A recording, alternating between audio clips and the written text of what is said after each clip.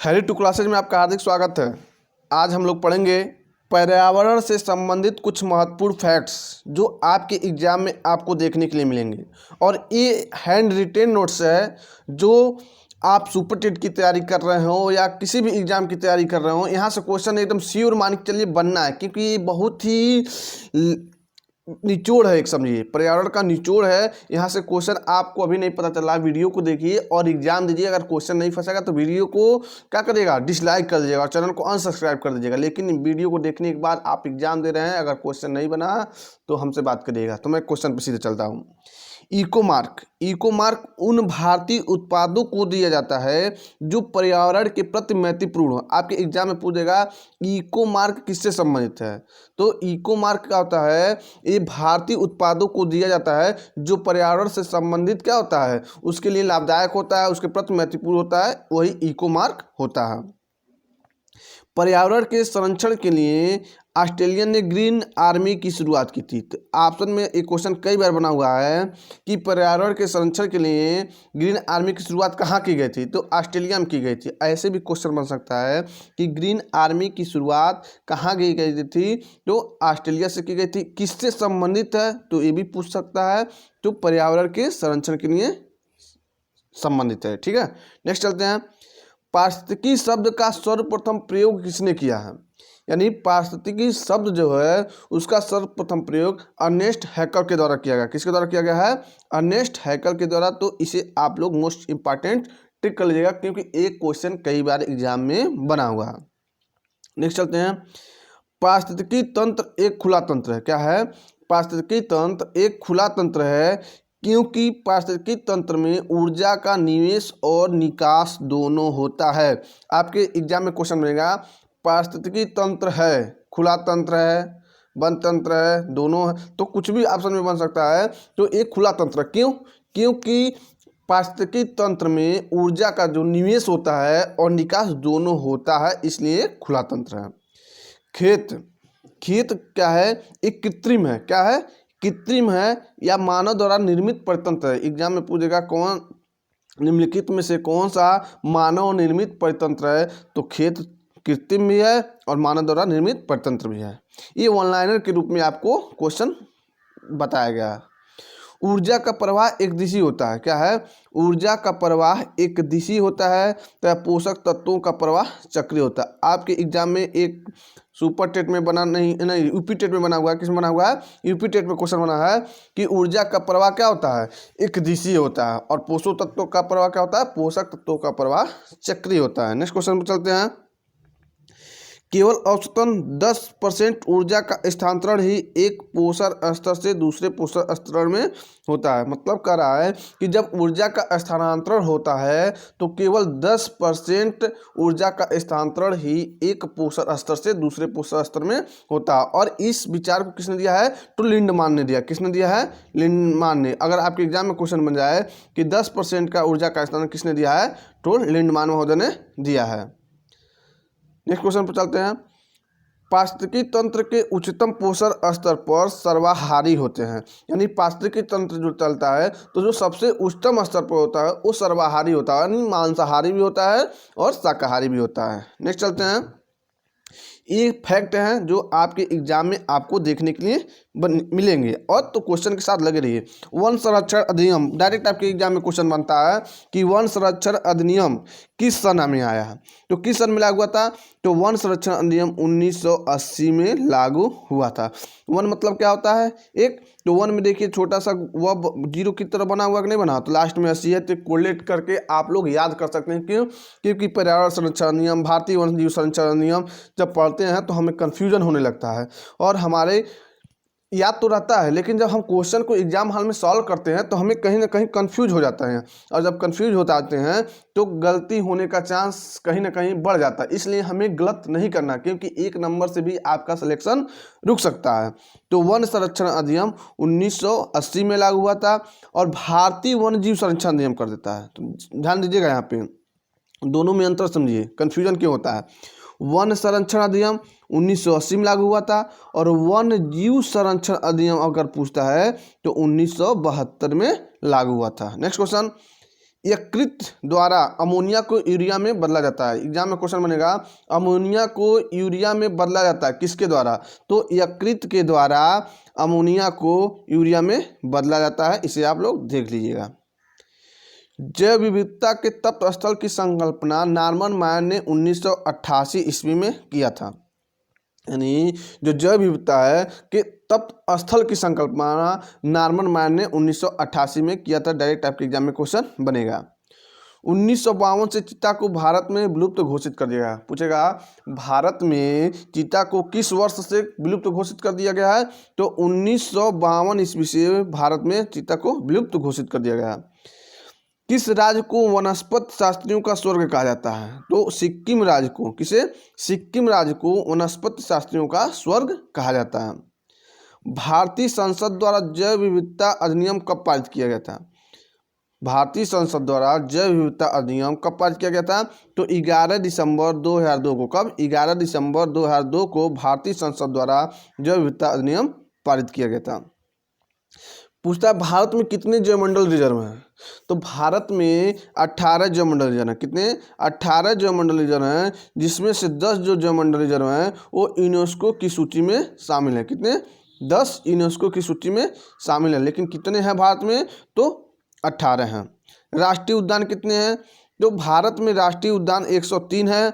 जो सर्वाधिक राष्ट्रीय उद्यान 9 हैं अंडमान निकोबार में और 9 मध्य प्रदेश में भी हैं।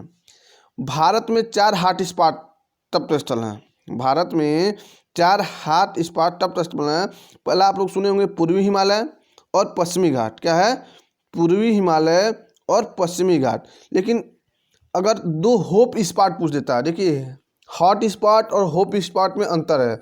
जो 2 होप स्पॉट जो है लक्षद्वीप एवं अंडमान एवं निकोबार है। क्या है, लक्षद्वीप एवं अंडमान निकोबार है।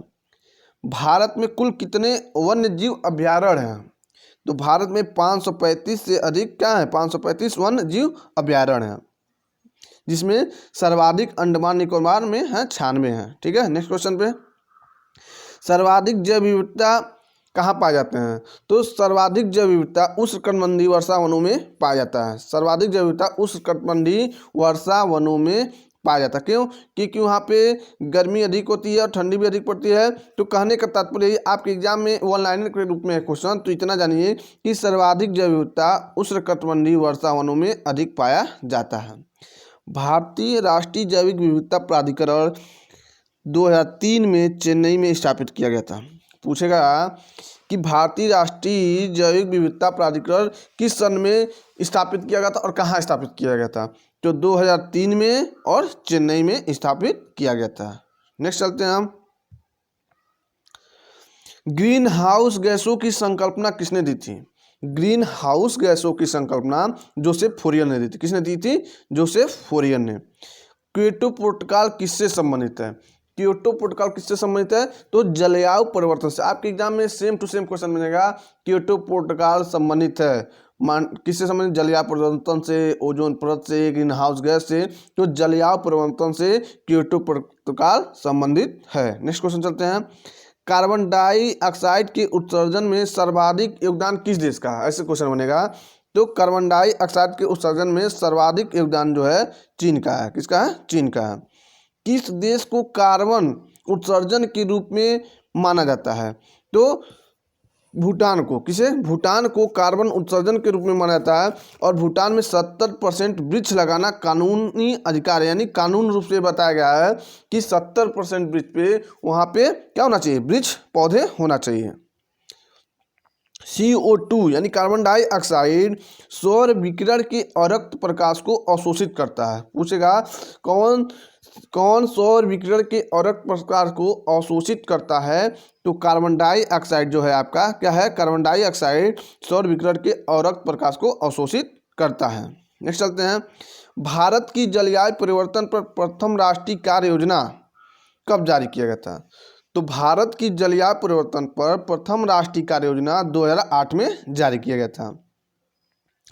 ओजोन परत क्षरण का प्रथम प्रमाण करा है। ओजोन परत का जो पराबैंगनी किरणों को आने से रोकता है वही परत का प्रथम परमाणु, जब ओजोन परत का क्षरण होता है तो प्रथम परमाणु 1985 ईस्वी में उत्तरी ध्रुव फार्मन द्वारा आर्कटिक के ऊपर दिया गया। एग्जाम में आपके क्वेश्चन बन सकता है कि किसके द्वारा ओजोन परत के क्षरण का प्रथम परमाणु दिया गया था, तो फार्मन के द्वारा। किसके द्वारा? फार्मन के द्वारा आर्कटिक के ऊपर 1985 में उत्तरी ध्रुव पे ओजोन परत क्षरण का परमाणु दिया गया था। ओजोन परत की औसतन मोटाई कितनी होती है? तो ओजोन परत की औसतन मोटाई 300 डाप्सन यूनिट होता है। कितना? 300 डाप्सन यूनिट होता है। वियना समझौता क्या है और वियना समझौता कब किया गया था? तो वियना समझौता 1985 में किया गया था। 1985 ईस्वी में वियना समझौता किया गया था और ओजोन परत का पहला समझौता था। ये क्या था? ओजोन परत का पहला समझौता था और उसे 1988 से लागू किया गया। तो एग्जाम में क्वेश्चन बनेगा, ऐसे भी बन सकता है कि वियना समझौता को कब लागू किया? तो वियना समझौता को 1988 से लागू किया गया। और वियना समझौता कब किया गया? तो 1985 में। और किससे संबंधित है? तो ओजोन परत से वियना समझौता भी संबंधित है। और मॉन्ट्रियल प्रोटोकॉल किससे संबंधित है? तो मॉन्ट्रियल प्रोटोकॉल भी आपका ओजोन परत से ही संबंधित है। और कब किया गया? तो 16 सितंबर 1987 ईस्वी से संबंधित है। क्या है? 16 सितंबर 1987 ईस्वी को मॉन्ट्रियल प्रोटोकॉल हुआ था। और हेलोन्स में इसमें क्या किया गया था? CFC क्लोरोफ्लोरोकार्बन को चरणबद्ध से रूप से समाप्त कर दिया गया था। इस क्या होगा? मॉन्ट्रियल प्रोटोकॉल में CFC को चरणबद्ध रूप से समाप्त कर दिया गया था। ठीक है, नेक्स्ट चलते हैं। और 16 सितंबर को ओजोन दिवस के रूप में भी हम मनाते हैं, ये भी याद है होगा आपको। नेक्स्ट चलते हैं। मॉन्ट्रियल प्रोटोकॉल तो पढ़ चुके हैं। पारिस्थितिकी निकेत का प्रयोग सर्वप्रथम किसके द्वारा किया गया था? पारिस्थितिकी निकेत का सर्वप्रथम प्रयोग ग्रिन्नेल्स द्वारा किया गया था। किसके द्वारा? ग्रिन्नेल्स के द्वारा पारिस्थितिकी निकेत का प्रयोग किया गया था। दीवार एवं चट्टान पर रहने वाले जंतु को क्या कहते हैं? दीवार एवं चट्टान पर रहने वाले जंतु को आरोही जंतु कहते हैं। अगर एग्जाम में क्वेश्चन बन जाए, कितने लोगों का गलती हो जाएगा? क्यों? क्योंकि इसे आप लोग पढ़े नहीं होंगे। और ये बहुत ही नोट्स जो आप लोग NCERT का बुक पढ़े हैं और SCERT का जो 6 से 8 तक बुक है, उन सब का एक निचोड़ बनाया गया है और आपके एग्जाम में यहाँ से क्वेश्चन फंसना एकदम तय है। दीवार एवं चट्टान पर रहने वाले जंतु को आरोही जंतु कहते हैं। बायोस्फीयर रिजर्व को सर्वप्रथम किसने दिया था? तो एडवर्ड सुयस महोदय ने बायोस्फीयर रिजर्व को दिया था। भारत में प्रोजेक्ट टाइगर कब लाया गया था? कब लागू किया गया था? तो भारत में प्रोजेक्ट टाइगर 1973 ईस्वी में लाया गया था। नेक्स्ट चलते हैं। भारत का राष्ट्रीय जैविक उद्यान, भारत का राष्ट्रीय जैविक उद्यान कहाँ है? तो भारत का राष्ट्रीय जैविक उद्यान नई दिल्ली में है। और भारत का सर्वप्रथम राष्ट्रीय उद्यान कौन है? पहला राष्ट्रीय उद्यान कौन है? तो जिमेट कार्बेट राष्ट्रीय उद्यान, जो 1935 ईस्वी में बना था। राजीव गांधी नेशनल पार्क कहाँ है? तो राजीव गांधी नेशनल पार्क कर्नाटक में। कहाँ है? कर्नाटक में राजीव गांधी नेशनल पार्क है। नेक्स्ट क्वेश्चन चलते हैं। पेरियार अभ्यारण्य कहाँ है? तो पेरियार अभ्यारण्य केरल में है। और किससे संबंधित है पेरियार अभ्यारण्य? तो जंगली हाथियों के लिए प्रसिद्ध है। ठीक है, नेक्स्ट चलते हैं। यूनेस्को द्वारा MAB यानी मैन एंड बायोस्फीयर प्रोग्राम की शुरुआत कब की गई थी? तो यूनेस्को द्वारा मैन एंड बायोस्फीयर प्रोग्राम की शुरुआत 1970 ईस्वी में की गई थी। कब की गई थी? 1970 में की गई थी। अंतर्राष्ट्रीय सौर संगठन का सचिवालय कहाँ है? तो अंतर्राष्ट्रीय सौर संगठन का सचिवालय फरीदाबाद हरियाणा में। कहाँ? फरीदाबाद हरियाणा में है। सर्वाधिक ध्वनि प्रदूषण रॉकेट इंजन द्वारा होता है। कितने डेसिबल तक होता है? 180 डेसिबल। 180 डेसिबल जो सर्वाधिक ध्वनि प्रदूषण रॉकेट इंजन द्वारा होता है। हृदय की धड़कन का जो आवाज़ होती है, गत करता है हृदय, तो उसकी आवाज़ कितना डेसिबल होता है? तो 10 डेसिबल। हृदय की जो धड़कन होता है 10 डेसिबल होता है। ग्रीन मफलर का संबंध किससे है? तो ग्रीन मफलर का संबंध ध्वनि प्रदूषण। तो इसे आसानी से याद कर सकते हैं आप लोग। मफलर क्या होता है? जब ठंडी लगती है तो हम आवाज़ बांधते हैं, तो इसे ध्वनि जब होगा तो मफलर कान बांध लेंगे। तो ध्वनि प्रदूषण किससे संबंधित है? ग्रीन मफलर से संबंधित है। तो इसका अगला पार्ट देखने के लिए आप वीडियो को क्या करिए, लाइक कर दीजिए और चैनल को सब्सक्राइब करिए और बगल में घंटी का निशान दबा लीजिए कि जिससे अगला पार्ट इसका आप लोग देख सकें। और वीडियो आपको अच्छा लगा हो तो वीडियो को अधिक से अधिक शेयर करिए। और ये ऐसे क्वेश्चन है दोस्तों कि आपके एग्जाम में जो एग्जाम हो, कोई भी एग्जाम हो, अगर पर्यावरण से संबंधित क्वेश्चन बनता है तो यहाँ से क्वेश्चन आने की 100% गारंटी है। तो जय हिंद, जय भारत।